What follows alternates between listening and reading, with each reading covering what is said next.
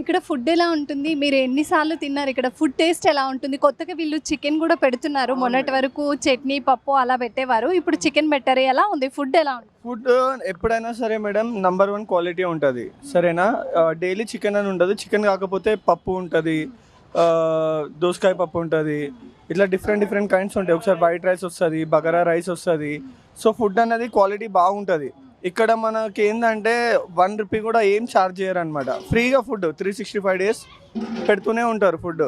ఇక్కడ చాలా పేదవాళ్ళు, రోడ్ సైడ్ వాళ్ళు వచ్చి వాళ్ళు కడుపు నింపుకొని పోతారు, మంచిగా బాగా తింటారు.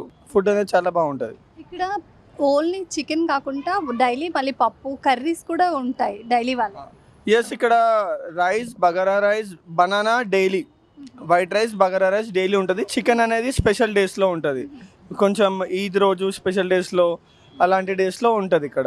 ఇది ఓన్లీ ఇక్కడ ఎంతమంది వస్తారు రోజు? మీరు ఇప్పటికి ఎన్నిసార్లు వచ్చారు ఇక్కడికి? ఇక్కడ మా డాడీ వాలంటీర్ మేడం. ఇక్కడ మా డాడీ కూడా వాలంటీర్, వీళ్ళతోనే సేవ చేస్తాడు అనమాట 3-4 ఇయర్స్ నుంచి. సో నేను చూసినప్పుడు వరకు అయితే మినిమం 200+ మెంబర్స్ వచ్చేసి డైలీ ఇక్కడ తింటారు. 200 మెంబర్స్ కంపల్సరీ ఇక్కడ తింటారు అనమాట.